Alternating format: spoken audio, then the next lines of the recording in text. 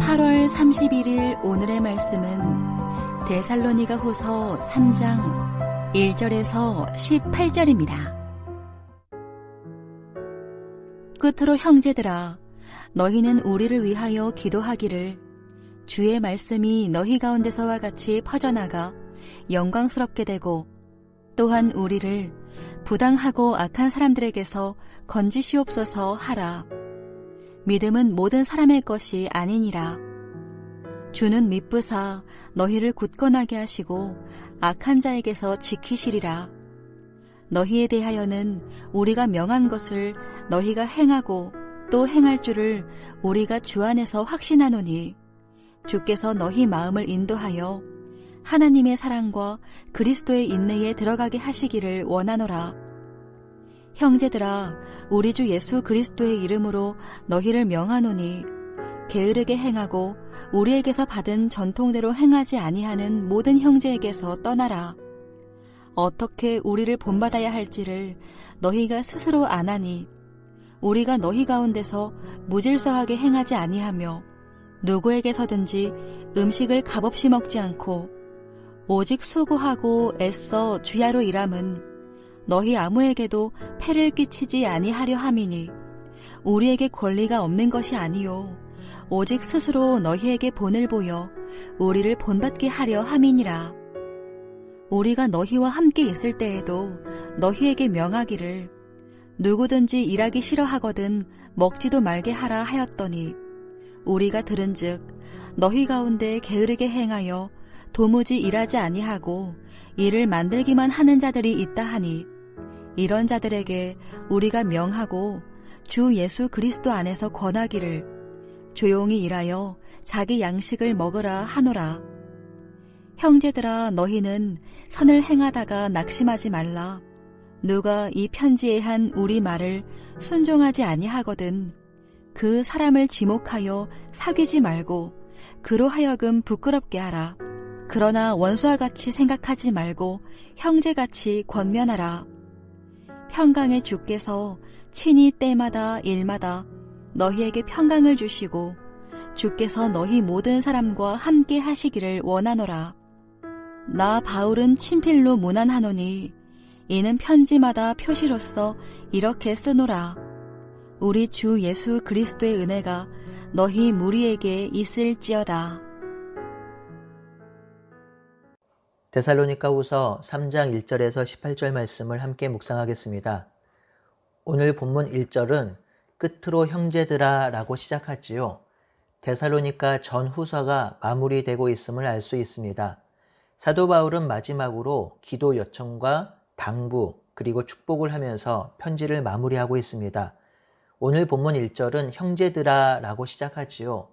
이는 사도 바울이 데살로니가 성도들을 어떻게 생각하고 있는지를 잘 보여줍니다. 여러분, 바울이 이 데살로니가 성도들 향해서 지속적으로 형제들아 라고 부르고 있다는 사실을 놓쳐서는 안 됩니다. 이 서신서에 형제들아 라고 부른 것이 자그마치 전서에 14번, 후서에 7번이나 됩니다. 바울은 데살로니가 성도들을 자신의 목양의 대상이나 교인 정도로 생각한 것이 아닙니다. 데살로니가 성도들을 믿음의 가족, 권속으로 믿고 있습니다.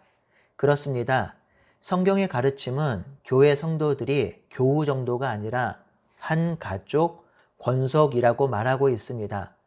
우리는 이 사실을 굳게 붙들어야 합니다. 사실 가족으로, 권속으로 살아가는 것이 여간 어려운 것이 아닙니다. 사랑해서 결혼해도 다투고 싸우고 심지어 이혼까지 가거늘 서로 다른 사람들이 한 교회 안에 있다라는 이유로 가족이라 하고 가족으로 살자고 하니 얼마나 어렵겠어요. 하지만 우리는 예수 그리스도의 대속의 죽음으로 말미암아 하나님께 입양되었습니다. 하나님의 아들, 딸이 되었습니다. 그러니 우리의 신분과 정체성이 분명히 바뀌었지요. 그래서 성령께서는 우리가 이미 하나 된 것을 힘써 지키라고 하셨습니다. 그러니 우리는 형제, 자매로, 가족으로, 권속으로 살아가야 하며 그렇게 살아갈 수 있도록 훈련해야 하는 것이죠. 사랑하는 형제, 자매님이여, 사탄의 종으로 고아로 살던 우리를 하나님의 가족으로 부르시고 한 가족으로 살게 하신 하나님의 은혜를 감사하며 우리 하나둘의 교회 가족을 돌아보고 가족을 위해 기도하며 살아가는 우리 모두가 되기를 바라고 소원합니다. 형제들아 라고 시작한 1절과 2절은 중보기도의 부탁입니다. 첫 번째는 주의 말씀, 즉 복음에 관한 중보기도이죠. 주의 말씀, 복음이 데살로니가에서 영광스럽게 역사하였던 것처럼 어디서나 그런 역사가 일어나기를 기도해달라고 합니다. 두 번째는 복음을 전하는 사역자를 위한 기도 부탁입니다. 이 땅의 모든 사람들이 믿음을 갖고 있는 것은 아니니 악한 자들의 손에서 사도 바울 일행이 벗어날 수 있도록 기도를 부탁하고 있습니다. 이 기도 부탁을 보면 사도 바울이 지금 무엇에 집중하고 있는지를 잘 보여줍니다. 지금 바울의 관심은 주의 말씀, 즉 복음이 이 땅에 전해지기만을 소망합니다. 왜냐하면 바울에게 있어서 복음이 진정한 복된 소리, 굿 뉴스이기 때문입니다. 하나님을 떠난 인류와 인간에게 가장 복된 소식은 예수 그리스도가 주 되시며 왕이라는 소식, 그분을 믿음으로 말미암아 구원을 받고 회복되는 것입니다. 그래서 이 복음 사역을 위해서 간절히 기도 부탁을 하고 있는 것입니다. 3절에서 5절은 데살로니가 성도들 향한 간구이지요. 주님은 신실하시니 데살로니가 성도들을 굳건하게 하실 것이며 악한 자에게 건지실 것이라고 합니다. 주 예수 그리스도의 성품과 행함의 근거에서 데살로니가 성도들을 지킬 것이니 낙심하지 말고 믿음을 함께 지켜나가자고 합니다. 4절은 바울이 전한 말씀을 데살로니가 성도들이 순종할 것을 확신하고 있으며 5절은 주님께서 데살로니가 성도들을 인도하여 하나님의 사랑과 그리스도의 인내에 들어가게 하시기를 간구하고 있습니다. 1절에서 5절의 바울의 기도와 간구는 모두 주의 말씀과 연결되어 있지요.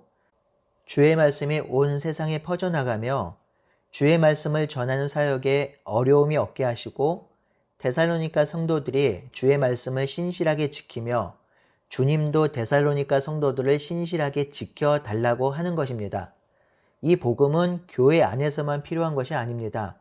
복음은 성도들의 것만도 아닙니다. 복음은 온 세상에 필요하고 온 세상을 향한 기쁜 소식입니다.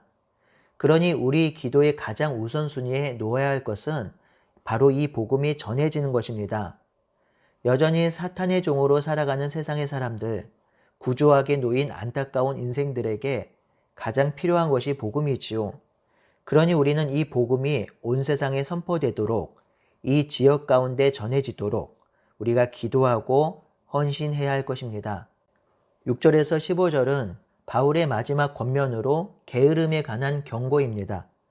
6절도 형제들아 라고 시작하며 주 예수 그리스도의 이름으로 명한다고 하죠. 6절에서 15절의 권면은 예수님의 이름으로 하는 권면으로 아주 강력한 권면이며 거부할 수 없는 권면입니다. 그러니 이 권면은 지금 데살로니가 교회 안에 심각한 문제를 발생시키고 있는 실제적인 문제에 관한 권면입니다. 그 문제가 무엇인지 6절 하반절에 나오지요. 누구를 막론하고 게으르게 행하고 바울의 가르침을 받지 아니하는 모든 형제들에게서 떠나라고 합니다.